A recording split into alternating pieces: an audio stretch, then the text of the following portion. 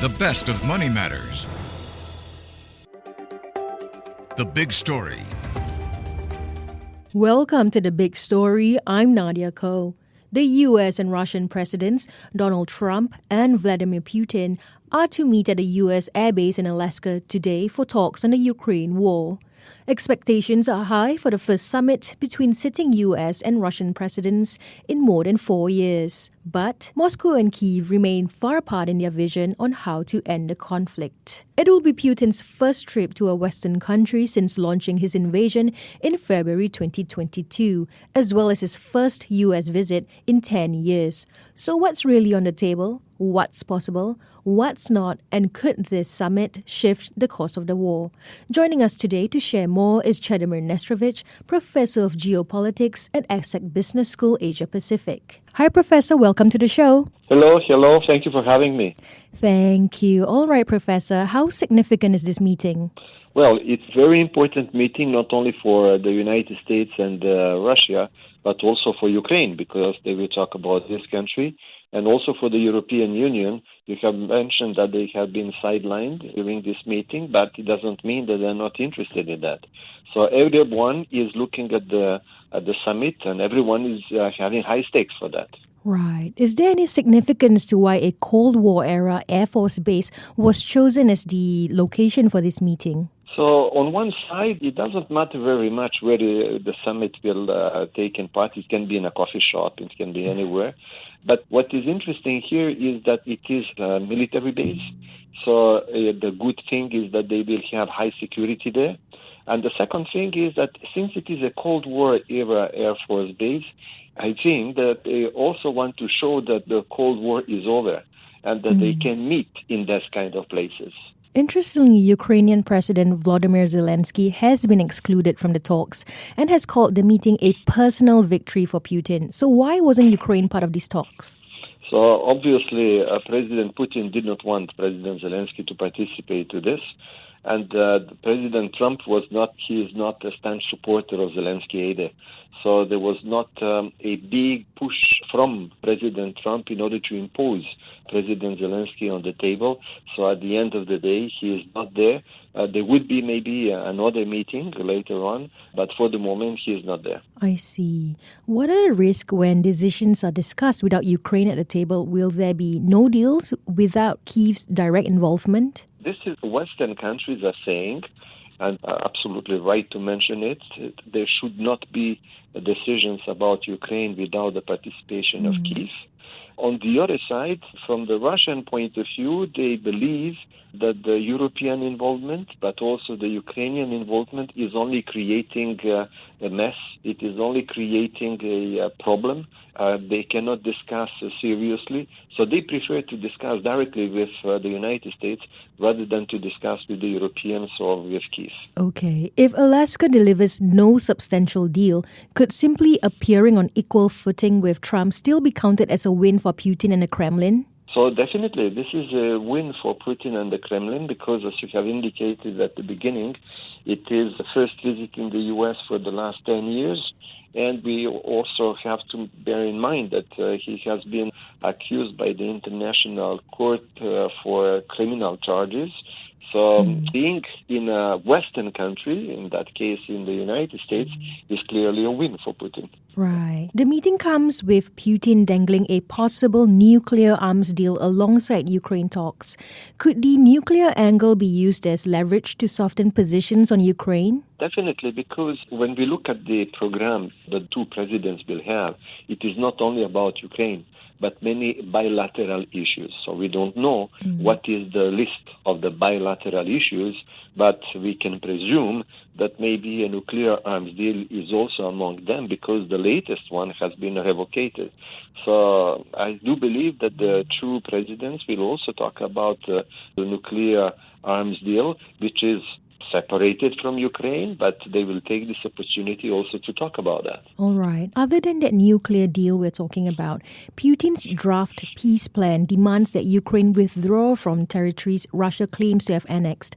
Could Trump broker any compromise here? So officially, President Trump doesn't want to enter in territorial negotiations. But unofficially, they already have talked about. So probably they will ask if there is a deal afterwards. They will ask for Ukraine to retrieve and to withdraw from the territories that Russia claims to have annexed. But I'm not so sure that Ukraine will accept, and I'm also not sure that the European countries will also accept. So this is something which is not settled yet. On the U.S. side, Trump campaigned on ending the war in 24 hours but has made little progress after 8 months in office. So he's now acknowledging that it's a tougher challenge. How much political pressure is Trump under to deliver results at this summit? So there is a pressure on him because he has to deliver something. So I believe that the least thing that he can deliver is the ceasefire, and also the future negotiations concerning peace treaty between Russia and Ukraine later on. He has to deliver something because he promised this in 24 hours. After that, he amended this, so he modified this. But everyone will remember the 24 hours deadline, and they will put pressure on him in order to deliver. But could his initial 24-hour claim undermine his credibility if the summit produces only modest progress? So any kind of progress will be a victory for him. And we can count on him in order to trumpet it as a very significant victory. So I don't think that we will go back to the 24-hour promise if there is something which is tangible, such as the ceasefire. With the ceasefire, everybody will forget about the 24 hours. European countries have been sidelined from these talks despite providing military support and hosting millions of Ukrainian refugees.